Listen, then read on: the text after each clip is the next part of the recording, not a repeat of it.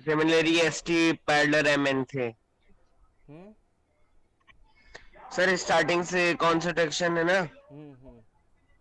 यहाँ से वापस समझाते हैं एक चलो बार। देखो, अच्छा ये सिमिलर वाले से समझाऊं तेरे को, देख क्या था। हाँ हाँ, यही से। एक मिनट रुक जा एक मिनट, अब देख सिमिलर, देख सुन मेरी बात, क्या होता है कि हमें यूक्लिड जब यूनिट 5 पढ़ेंगे हम, तो यूनिट 5 में क्या बोलते हैं कि अगर एक लाइन, मतलब ये लाइन जो है वो इसके पैरेलल है, जैसे 1 जो है वो 2 के पैरेलल है और 2 जो है वो 3 के पैरेलल है, तो 3 और 1 भी क्या होंगे, एक दूसरे के पैरेलल होंगी।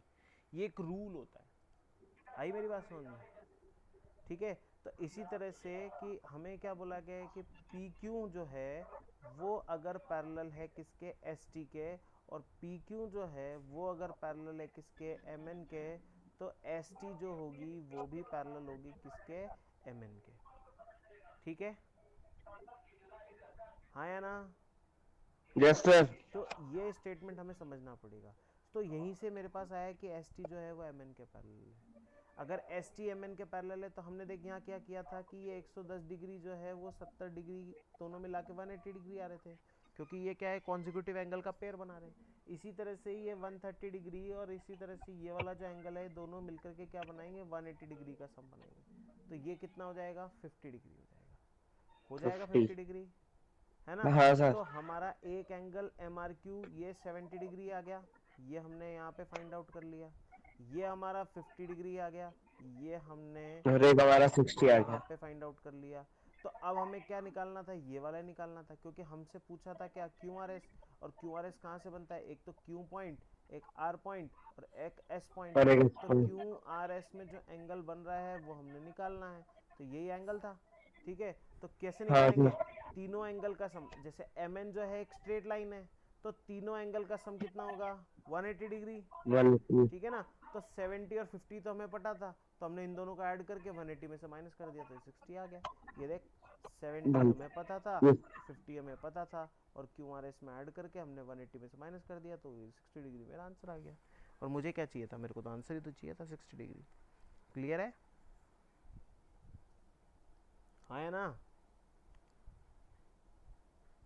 सौरभ, हेलो, सौरभ, क्लियर है? हाँ, क्लियर है सर। ठीक है, चलो मेरे को आवाज़ आ गई, क्लियर है तेरी। चलो नेक्स्ट क्वेश्चन देखें अब हम।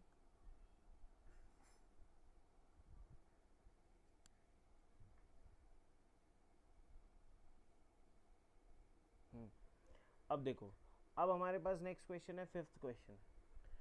चारों क्वेश्चन क्लियर है ना? फिफ्थ क्वेश्चन है, फिफ्थ क्वेश्चन थोड़ा सा मज़ेदार क्वेश्चन है, इसलिए इसको ध्यान से,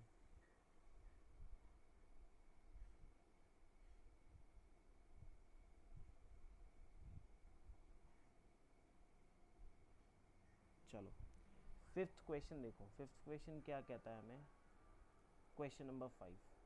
क्वेश्चन नंबर 5 में हमें बोला गया है कि in the given figure A B is parallel to C D. A B जो है वो सी डी के पैरेलल है, ये ए बी है और ये सी डी है।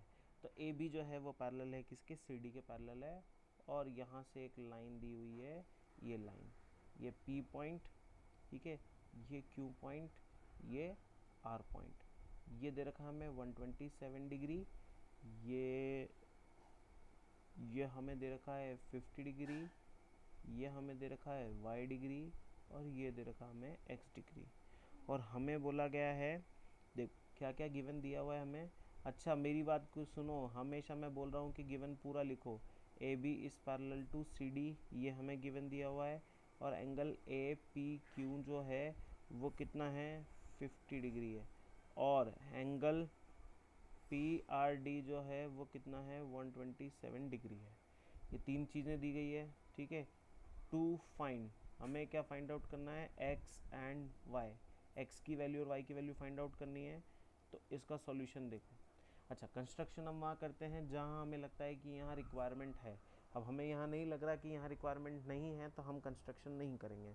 अब देखो, हम एक बात जानते हैं कि ए बी जो है वो पैरेलल है किसके, सी डी के पैरेलल है, सी डी के पैरेलल है, और पी आर को क्या मान लूँ मैं, पी आर इज़ ट्रांसवर्सल, क्या मान लूँ उसको मैं, ट्रांसवर्सल मान लेता हूँ। अब पी आर मेरी ट्रांसवर्सल हो गई, ए बी जो है वो सी डी के पैरेलल है, तो हम यहाँ से क्या देखेंगे कि 50 degree plus Y degree equals to 127 degree. क्यों? क्योंकि वो क्या है, अल्टरनेट एंगल की फॉर्मेशन कर रही है। क्या कर रही है? अल्टरनेट एंगल की फॉर्मेशन कर रही है। तो यहाँ से y की जो वैल्यू होगी वो कितनी आ जाएगी, 126 डिग्री माइनस 50 डिग्री।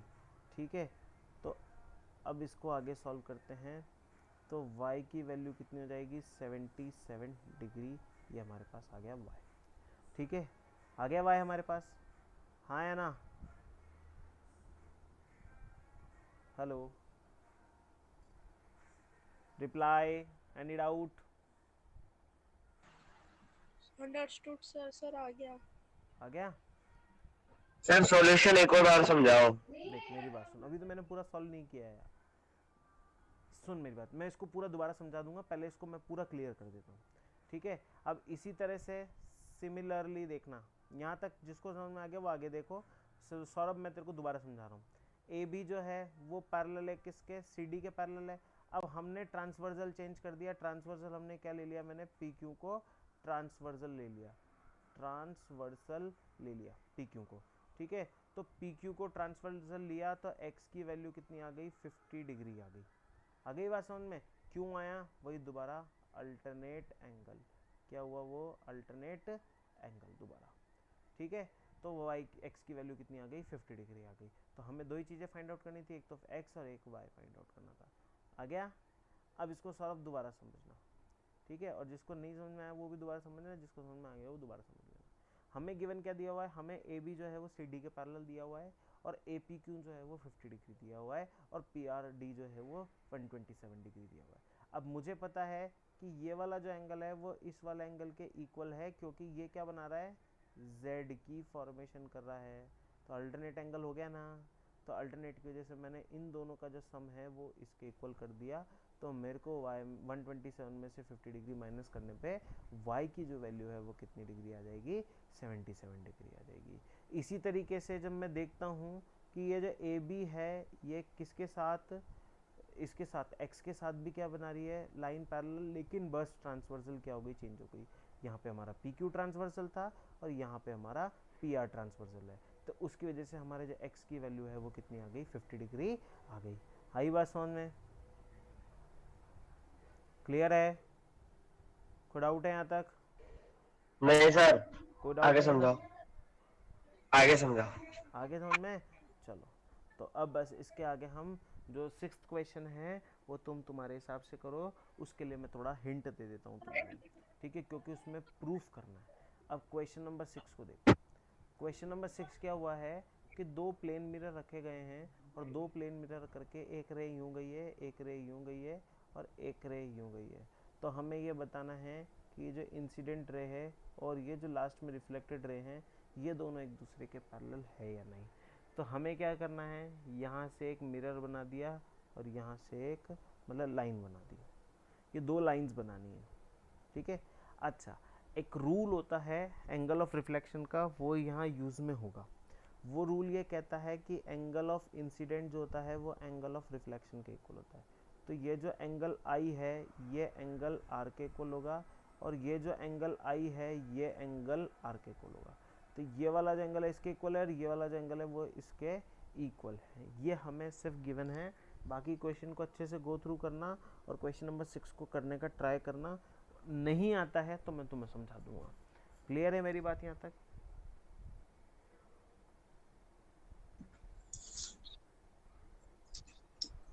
हाँ या ना? Yes sir. ठीक है ना? अब मेरी बात सुनो। Yes sir. अब जो नेक्स्ट नेक्स्ट जो वो है, क्या बोलते हैं, नेक्स्ट जो हमारे पास एक्सरसाइज है, एक्सरसाइज 6.3, उसमें जो थ्योरम आएंगी वो एंगल सम प्रॉपर्टी के ऊपर थ्योरम है। तो मैं उस थ्योरम के बारे में बता देता हूँ तुम्हें। Angle sum property of triangle, angle sum property of triangle. अब वो angle sum property of triangle क्या है, मैं तुम्हें बता देता हूँ।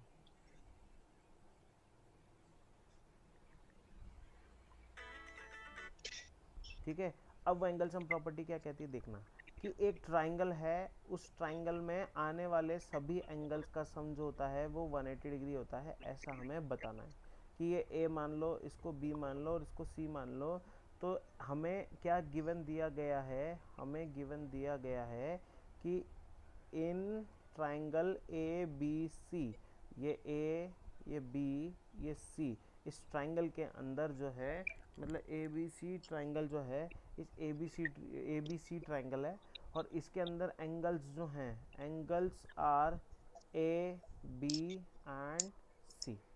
अब angle sum property of triangle क्या कहती है, इसकी जो थ्योरम है वो थ्योरम स्टेटमेंट में क्या कहती है, sum of angles of triangle triangle is 180 degree.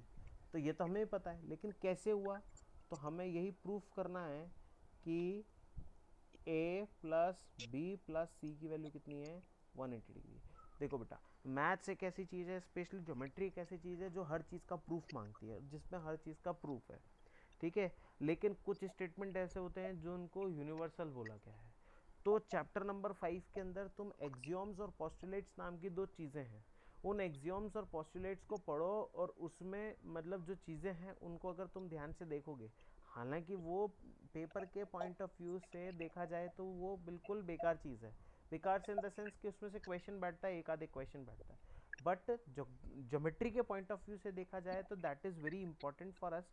क्योंकि उसका कारण ये है कि उसमें छोटी छोटी बातें ऐसी जो लिखी हुई है वो बहुत इंपॉर्टेंट है। जैसे मैंने तुम्हें बताया था कि if A equals to B और B equals to C then A is equals to C. तो इस तरह के कुछ स्टेटमेंट्स हैं जो तुम्हें वहाँ मिलेंगे। अच्छा, टू प्रूव हमें करना है a प्लस बी प्लस सी की वैल्यू 180 डिग्री। तो हम इसमें क्या करेंगे, एक छोटा सा कंस्ट्रक्शन करेंगे। वो कंस्ट्रक्शन क्या होगा, हम एक लाइन बनाएंगे पी क्यू। ठीक है, हम क्या करेंगे, draw a line P Q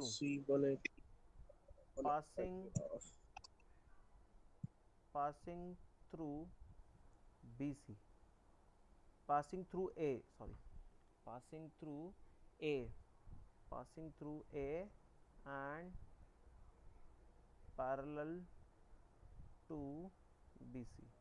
ठीक है, BC के पैरेलल। अब BC के पैरेलल है, देखना अब क्या हुआ, इसको मान लिया हमने 1, इसको मान लिया हमने 2। ठीक है, तो हम क्या मान लेंगे कि PQ जो है वो पैरेलल है किसके, BC के। तो एंगल 1 जो होगा वो बी के इक्वल होगा, क्योंकि अल्टरनेट एंगल क्या होते हैं, इक्वल होते हैं ना। और एंगल 2 जो होगा वो सी के इक्वल होगा, सेम अल्टरनेट एंगल जो है वो इक्वल है। ठीक है, तो क्या होगा, अब हम जानते हैं कि angle 1 plus A plus angle 2 equals to 180 degree because of linear pair. क्या हो रहा है कि पी क्यू क्या है, because P Q is a line, P Q क्या है, लाइन है। तो एंगल 1 ए और एंगल 2 जो होगा 180 डिग्री होगा लीनियर पेयर के जैसे। लेकिन 1 हमें पता है किसके इक्वल है, बी के इक्वल, ए की जगह पे ए आ जाएगा, और 2 जो है वो किसकी जगह क्या है, सी के इक्वल। तो हमारे पास क्या हो गया, ए प्लस बी प्लस सी की वैल्यू कितनी आ गई। तो ये हमारा आंसर प्रूफ हो गया, हैंस प्रूव्ड। क्लियर है, हाँ या ना।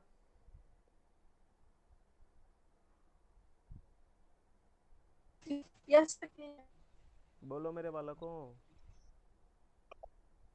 Yes sir. Yes sir clear है। आ गया ना समझ में, चमक गया ना दिमाग में। सौरभ और यस प्रगति, सर। हाँ चलो, मतलब कोई डाउट नहीं रहना चाहिए, ठीक है ना। चलो, बस आज की कथा और आज की क्लास यहीं समाप्त करते हैं। ठीक है, मुझे उम्मीद है यस तुम्हें सर। पूरा सब कुछ समझ में आ गया होगा। एक तो केशव और एक प्रगति, डेली 3 बजे क्लास रहेगी, 3 से 3:30 के बीच में कभी भी क्लास हो सकती है बेटा। सो प्लीज़ बी अटेंटिव, और अबूज़र तुम्हें कॉल नहीं करना पड़े बार बार, ठीक है ना बेटा।